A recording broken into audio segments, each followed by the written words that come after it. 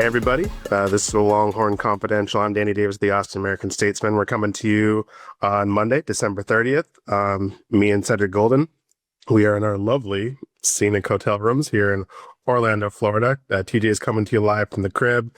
It is time to talk a little bit about the Citrus Bowl. Citrus Bowl is on the 31st. Actually, this is the 29th, not the 30th. My bad on the dates. But on 31st, Texas and Michigan will meet in Orlando at the Camping World Bowl Stadium. Both teams 9-3. Texas was ranked 13th in the final CFP rankings. Michigan was 18th. Both teams had some things to talk about this offseason. Not related to what's going on in the field. Lots of coaching drama with both schools, but we're not here to talk about that. We're here to talk about the bowl game. This is Texas's first ever Citrus Bowl appearance. Michigan's already been here 6 times, so this will be they're kind of regulars here in Orlando at this point. But let's start with the guy we always start things with, Arch Manning.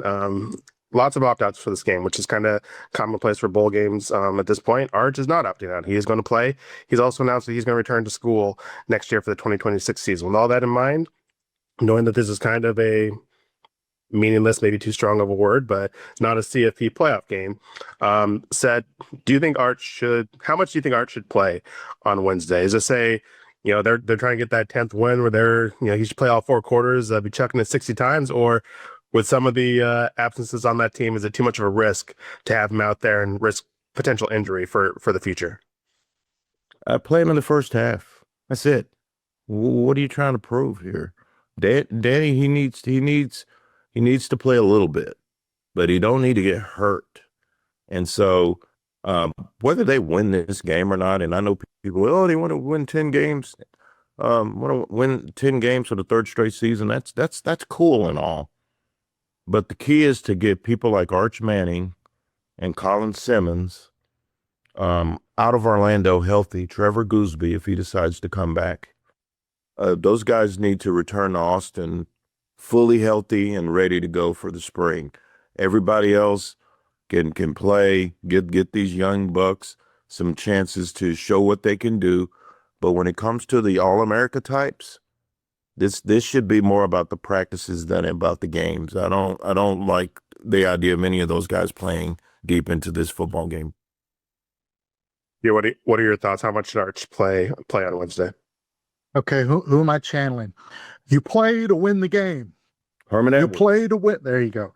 I think you do want to win the game. I think you play Arch enough to win the game. Best case scenario, I agree with Seth. You play well. Arch plays well the first half. Maybe get him a series or 2 in the 3rd, and you have a comfortable lead.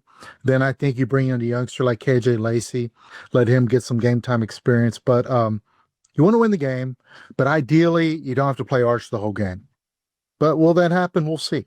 But if you're trailing in the second half and it's close, I think you keep Arch in to try to get that 10-win season. Our friend Anwar Richardson over at Orange Bloods made a compelling case that Texas should kind of treat this like a 2026 preseason game and get some of the younger players on the team some run, see what else you have on this team. And I think there's a very compelling argument, especially I think my biggest concern for this Texas team is you're without your top 2, maybe top 3 running backs from the depth chart. How good is Christian Clark at picking up blitzes? How good is Ryan Niblett in pass pro? Michael Terry's probably going to get some run. He's a receiver. He's been a receiver all season, So I think there is a risk there, and Arch has been hit enough this season. But I also think Steve is a pretty prideful person, and I think that 10th win is, pretty important to him and this football program. And I think they're going to, play Arch as long as they can to get it. There is something to be said about getting KJ Lacey some run, but I think you can also, work with him in practices, figure out other ways to get him experience going into next season. And during non-conference play with UTSA and Texas State, there's going to be plenty of time to get him some 4th quarter playing time next year to get him ready for that backup role, assuming that he is the backup role, either him or Diabell, whoever the backup is, get them some playing time early next season. But I don't see, as long as the game is competitive, I think Arch is out there. I just can't see there being like a 17-14 game at halftime and Steve being like, all right, Arch, go get ready to go hang out with the Mouse at halftime. We're going to turn it over to Matthew Caldwell, or because Matthew Caldwell was technically the backup, so I just don't see it happening. But Yeah, we did talk about, excuse me, some of the opt-outs. That Texas has had a few, whether it's people wanting to enter the transfer portal, get ready for the NFL draft. That's going to pave some way for some younger players to get some playing time, whether it's a KJ Lacey or some other people on this team. TJ, we'll go to you first. I think you wrote about this earlier. Caleb Young wrote about this earlier. Some freshmen have a chance to show some things in the Citrus Bowl. Who's your pick? Who's a younger player, maybe a reserve, who could possibly use this game to springboard into a good offseason, into a good 2026 season? Well, you just mentioned him, Danny. I think because of circumstances, Christian Clark in the backfield really has a chance to make a statement to the coaches. Especially they got a new running backs coach. Remember Jabbar Jaluke for Texas. Christian Clark has a chance to make a statement. I mean, you got Derek Cooper, big time recruit coming in. You're going to get someone in the portal. They're going to get a running back in the portal. So I think Christian Clark has a good chance. Put yourself in the mix to start next year. He can start doing that with a big game against Michigan. And, that could be a springboard for the spring for him. Who is your pick? I like Jonah Williams. That's yeah, Derek Williams is gone, and Michael Taft is headed to the pros. I like me some Jonah Williams, and Jonah is athletic. We've talked with Mr. Bowles about the baseball thing. I think sooner or later, Jonah, you're gonna have to pick. I don't think you're Deion Sanders, but I think he could really help this secondary at safety moving forward. Have we heard from Jelani yet? What's going on with Jelani McDonald yet? Yeah, he's back. He's back. So he's back. He's playing. That would be cool to see them together back there on the back end in a largely unproven secondary with the guys that have left, with Manny Muhammad gone, with Taft gone, with Derek gone, and so Gilbo is gone. So that's the guy that I think could really shine next year. I don't know if he'll ever fully reach his potential if he keeps playing baseball. That's one man's opinion. Good for him that he's good enough to play both, but I think he has a very bright future as a football player if he commits to it full time. Technically, I guess my answer is a reserve, but I think Brandon Baker. There's a very good chance that 4 of the 5 starters on this offensive line are not here next year. I think we all expect Trevor to go to the NFL. Full Hudson, DJ Campbell, they're out of eligibility after Wednesday. Connor Robinson could come back if he wants to come back for a 5th year, or he can move on with his life. He did go through senior day activities last month. So, I mean, it could be just Brandon Baker next year. And then you kind of look at some of the other younger players, and Nick Brooks, who got some playing time, got a couple starts under his belt. Daniel Cruz, we've heard a lot about through talking to some of the coaches. Texas is going to address some of its issues in the portal, but I don't think it's realistic to expect them to sign 5 5-star, 4-star talents out of the portal on the offensive line. You may get 1 or 2, especially at a school like Texas that doesn't traditionally recruit linemen out of the portal. So let's see against a good Michigan defense, which it currently has a former NFL coach as its defensive coordinator. See how a guy like Brandon Baker stands up on the right tackle. If Daniel Cruz or Nick Brooks can get some playing time at some point during the game, how they kind of hold up, and see how that kind of leads them into the offseason. Because regardless of what Texas does, those 3 are going to be needed next year. So let's see how they do in the Citrus Bowl. But flip side, of the guys who have opted out, none are on the offensive lines. That's except for Connor Stroh, and he doesn't count because he wasn't going to play.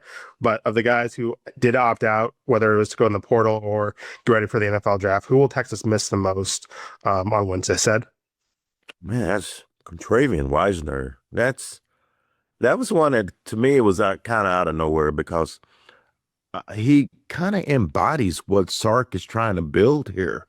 I mean, he's a team guy. He's a culture guy. Everybody loves Trey, and for him to leave, it's hard to replace that kind of leadership. And Arch Manning knew he was comfortable with that guy in the backfield with him, and now you've got some largely unproven quantities back there, and not only is Quintravian Wisner going to be missed on the field, but you got to think he's going to be really missed in the locker room. where the leaders really step up when our prying eyes aren't able to see. Guys like Traven Weisner, I believe, were very important in helping him build what they have now. And so that's the one that I think that they're going to miss the most. Whose absence do you think will be felt the most at the Citrus Bowl? I mean, I think Texas fans realize how good Anthony Hill Jr. is and was for Texas, but I don't know how much they really realize that. This is an all-American talent that hasn't missed a game in the last 3 years for the Texas defense, especially against the Michigan team that wants to ground and pound.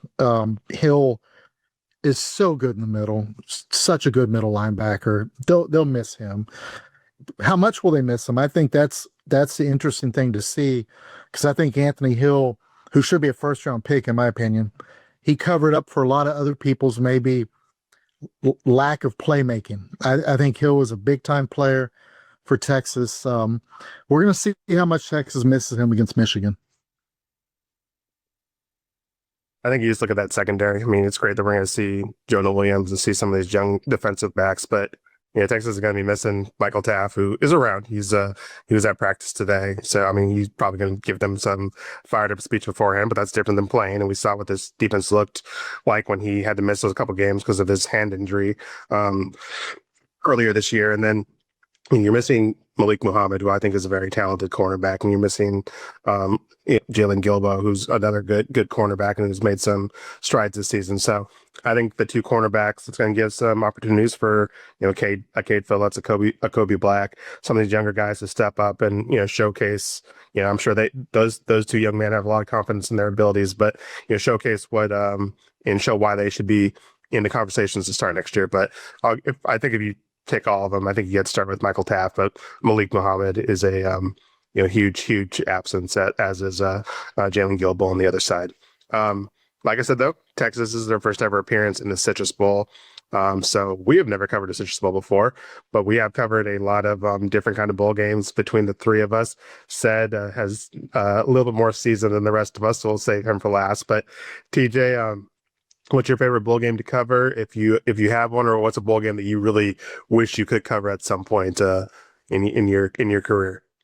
Well, I haven't been as blessed as Ced to cover bowl games for 2 decades, but man, the Sugar Bowl is nice because you're a week in the French Quarter on the company dime to a degree, so that's nice. My personal bucket list, I want to see the Rose Bowl. I obviously I wasn't there in 2006. I would love to cover a game in the Rose Bowl. I would love to see that San Gabriel Mountains, the colors, the sunset, the palm trees. Give me some of that, please. Normally this is the point where I'd come on here and say something disparaging about the Don't do it, Daniel. about the Alamo Bowl, but as I have expressed to several people in the media, I've come around a little bit on not the Alamo Bowl itself, but on the concept of just being able to drive home from San Antonio after it's all done, as opposed to spending my entire Thursday traveling and dealing with flight issues, which I'm sure I will have. But that means Daniel, that means you're old now. That's all that means. You're old now, Daniel. But I agree with TJ on the Sugar Bowl. I think that's it really has nothing to do with the bowl game itself, although there have been some memorable games we've got to cover there. Obviously, the Bevo Ugo incident of 2018, or the 2018 season, and then a couple years ago, that Washington game was a lot of fun to cover. But the Sugar Bowl is my answer. I guess with all the hoopla it's generated, I kind of feel bummed that we are dealing with the Cheez-It Bowl this week and not the Pop-Tart Bowl, because that seems to be quite the event. And if there's still a lot of Pop-Tarts still lingering in some of the media suites here and stuff like that. So we're getting a lot of Pop-Tart love, but I'd love to see the spectacle of the Pop-Tart Bowl. Ced, how about you? I gotta make it a unanimous. My wife loves the Sugar Bowl, and not because of the game, but she just loves New Orleans. And I know the lovely Chastity Davis is very upset that the Longhorns didn't make it to New Orleans this year. It's just a cool event. Now, the Holiday Bowl, I got to cover one of those, was great, not because of the bowl, but because San Diego is such a cool town. But I got to put New Orleans for the food, for the groove. It's just a cool city. The people there are great, and the food and the atmosphere are unmatched. If you told me that the Horns were going to the Sugar Bowl the next 4 years, I'm a happy man, and I know Miss Beverly would be happy as well because it's just the coolest bowl to cover because it combines everything you want in a trip. The city's great, the venue is great, the bowl is great, the food was fantastic. The bowl gave us good food, so Sugar Bowl is my number one. Yeah, I think it'd be cool to also go to the Hawaii Bowl and the company dime of the Las Vegas Bowl. I think personally going to one of those bowl games that's played inside a baseball stadium would be fun. But in order for Daniel, that if to we happen, if we ever end up covering the Vegas Bowl, we're not going to have time to gamble. We're going to be writing about coaching searches. that's the I thing. would love the one in Fenway or Yankee Stadium would be awesome. The God, I problem hope with not. any of those bowl December. game stuff is if you're in one of those bowl games, something went terribly, terribly wrong for the Longhorns. They may actually just be sending one of us instead of multiple writers to cover that mess. But we are covering the Citrus Bowl, statesman.com, all throughout the lead up to Wednesday, all on Wednesday, and then post game Thursday, Friday, as we wrap up the football season and what happened with this Texas team throughout this 2025 season. Statesman.com. You can read me, you can read Ced, you can read Thomas, you can read David Eckert. Sarah Diggins will be here in a couple of days to document everything through her visual expertise. So be sure to check out her photos as well. And yeah, we appreciate you all checking us out on YouTube, statesman.com, wherever you get your podcasts, the whole 9 yards. And yeah, we'll see you all at the Camping World Stadium on Wednesday. Happy New Year. Deuces.